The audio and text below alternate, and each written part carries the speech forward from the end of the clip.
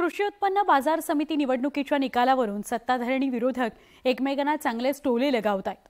शिवसेना आमदारांच्या महाविकास आघाडीची सरशी झाल्याचा दावा संजय राऊतांनी केलाय। तर तुम्ही फक्त 11 बाजार समित्यांवर निवडून आलात अशा शब्दात नितेश राणेंनी राऊतांची खिल्ली उडवली आहे।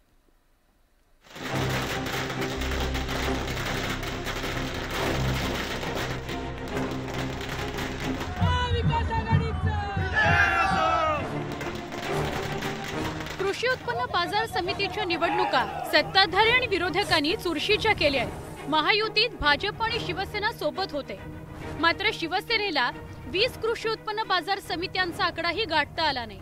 अशीच परिस्थिती महाविकास आघाडीत बघायला मिळाली।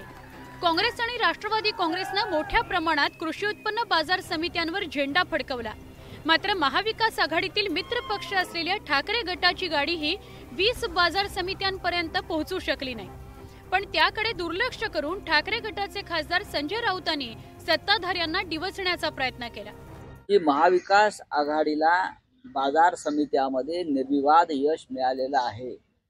याचा अर्थ महाराष्ट्राच्या ग्रामीण भागातला शेतकरी हा सध्याच्या सरकारला, भारतीय जनता पक्षाला वैतागलेला आहे, त्यांना घालवायला निघालेला आहे आणि ही पहिली लाथ मारली आहे कंबरड्यात सरकारने। संजय राऊतांनी भाजपचा मित्रपक्ष असलेल्या शिवसेनेवर टीका केल्यानं आमदार नितेश राणेंनी रणांगणात धाव घेतली।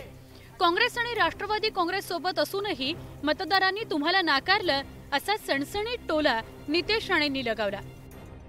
2019 ला ह्यांनी स्वतःचा प्रस्ताव दिलेला मुख्यमंत्रीसाठी पवार साहेबांच्या माध्यमातून।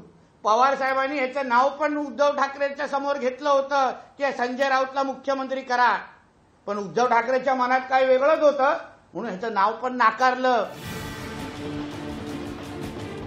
कृषी उत्पन्न बाजार समितीच्या निवडणुकीत महायुतीत असलेली शिवसेना आणि महाविकास आघाडीतील मित्रपक्ष असलेल्या ठाकरे गटाच्या अंगावर विजयाचा गुलाल पडला, मात्र दोन्ही पक्षांच्या पदरात पडलेल्या कृषी उत्पन्न बाजार समित्यांची संख्या अल्पच आहे। महायुतीत राहून शिवसेनेला आणि महाविकास आघाडीत असलेल्या ठाकरे गटाला काहीच फायदा झाला नसल्याचं निकालावरून समोर येत आहे। मात्र संजय राऊत आणि नितेश राणेंनी यावर काहीही भाष्य केलं नाही।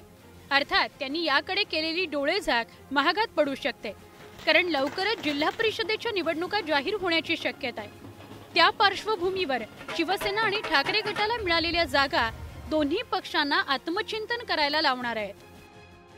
Bureau report, news 18 Lokmat.